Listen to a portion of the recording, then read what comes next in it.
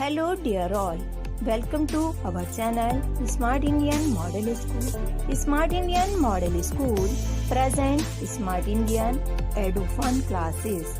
EduFun online classes includes course studies of playgroup to class 12, emotional and communication skills, happiness classes and DIY activities.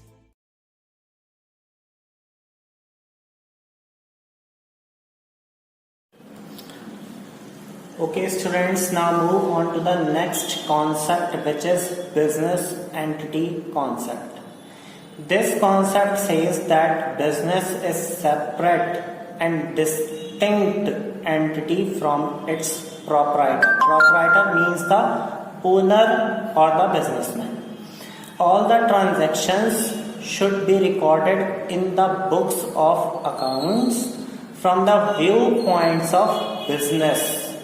From the viewpoints of business and not the businessman. Means कि हमें जो भी business में transactions record करने हैं वो business के point of view से करने हैं, ना कि बिजनेस मैन के पॉइंट ऑफ व्यू से. फॉर एग्जाम्पल कि जैसे कि हमारा स्कूल है स्मार्ट इंडियन मॉडल स्कूल, तो जितने भी यहाँ पर वर्क होंगे, कोई भी आउटसाइड पार्टी से कॉन्ट्रैक्ट होगा तो वो सिम्स के नाम से होगा. पर्टिकुलर सिम्स के नाम से कोई भी कॉन्ट्रैक्ट किया जाएगा. जैसे कि आपने रिपोर्ट कार्ड देखा होगा अपना, तो उस पर भी आपके सिम्स का ही नेम प्रिंट हुआ होगा. ठीक है, तो जो भी बिजनेस होता है वो उसमें सारे ट्रांजैक्शंस बिजनेस के पॉइंट ऑफ व्यू से किए जाएंगे, ना कि बिजनेस मैन के पॉइंट ऑफ व्यू से. The next one is money measurement concept. This concept says that only those transactions should be recorded in the books of accounts which can be measured in terms of money.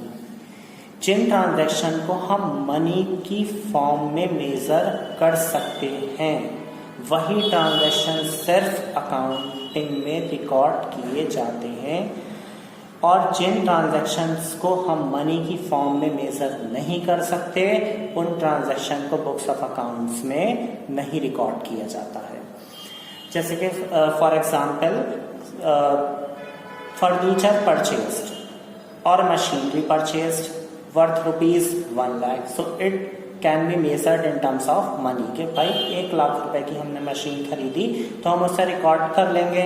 But quarrel between the manager and the worker, अब इसका effect business पे तो पड़ेगा जरूर. अगर worker और manager के बीच में क्वारल मीन्स लड़ाई झगड़ा हो जाता है, या वर्कर मान लीजिए स्ट्राइक कर देते हैं, तो इसका बिजनेस पे असर होगा, लॉस होगा बिजनेस पर.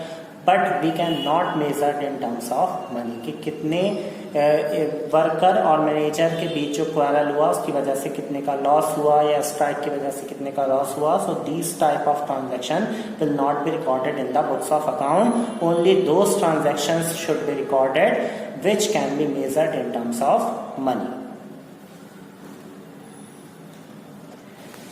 The next accounting concept is accounting period concept.